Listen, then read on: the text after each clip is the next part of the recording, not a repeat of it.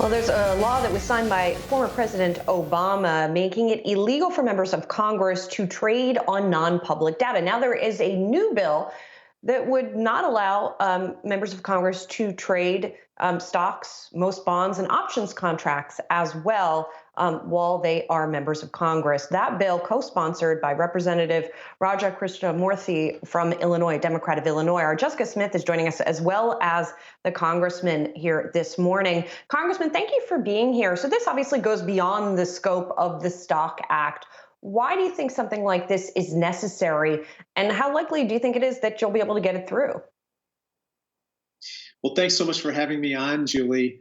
I think it's necessary because unfortunately what we're seeing is that a lot of members of Congress are still buying and selling individual stocks.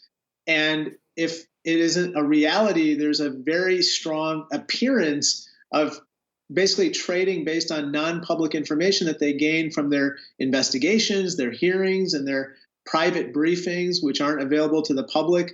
Just recently, we had a few senators, including Senator Richard Burr and Senator Loeffler and Senator Perdue, who dumped millions of shares of stock based on briefings that they had during the pandemic or right after or around the time of private briefings. And that created tremendous, appearances of conflicts of interest. And I think that's just wrong. And so we have to pass this legislation. I'm glad that we have Republicans and Democrats supporting this. And I think that we have a chance of passing it in the House. Hi, Congressman. I know a couple things like this have been brought up in years past. I guess why is it different now? Do you think it is different now as far as the chances of getting this signed into law? Well, I think that what's different now is that we have some bipartisan support. It's also bicameral. I should say that Senator Jeff Merkley in the Senate has really led the way. And I think that there's also a growing, awareness on the part of voters about what's been happening on Capitol Hill in this regard. And I think that they're demanding that we make these changes. A recent poll showed that almost 70% of voters, so a large bipartisan majority of the electorate, wants this change. They want their public servants not to be trading individual shares of stock at the public's expense. I know you mentioned those senators who were investigated last year. They were cleared. They weren't charged with anything.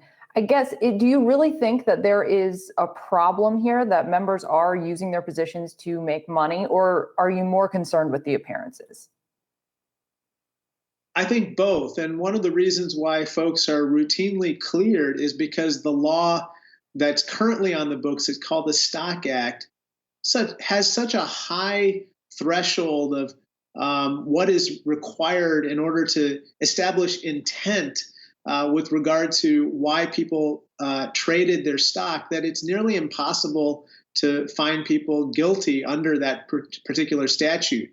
In any case, I think people already assume that a lot of these shares of stock, whether it's in reality the case or not, were traded based on non-public information, especially when they were traded so close in time to non-public briefings and what they learned through investigations and so forth.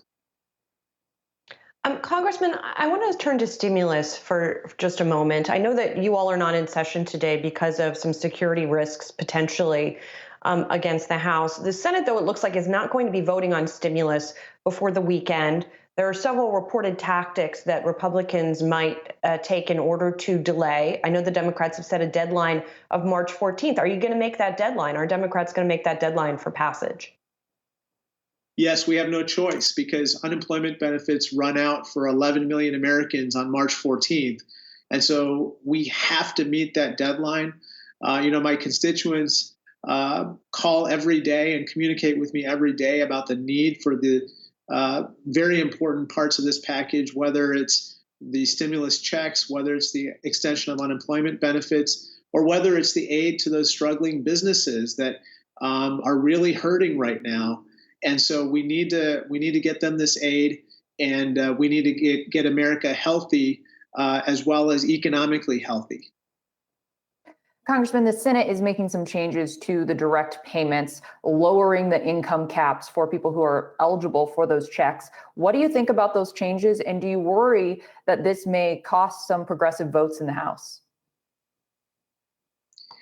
I think that there were bound to be some changes going through the Senate. I think these particular changes, are not ones that are going to cause a lot of people to not vote for the overall package in the House when it comes back. I think at the end of the day, the stimulus checks are going to go to the bulk of the people who really need them. And I think that's really important because what they're going to do with those checks is very simple. They're going to spend that money and they're going to get that money into the hands of more people and multiply the effect of those stimulus checks to really boost the economy and help our struggling businesses as they ride out this economic storm. Congressman, thanks so much for your time today. Really appreciate it. Representative Raja Krishnamurthy, a Democrat of Illinois, and our Jessica Smith as well. Thank you so much, Congressman. Appreciate it.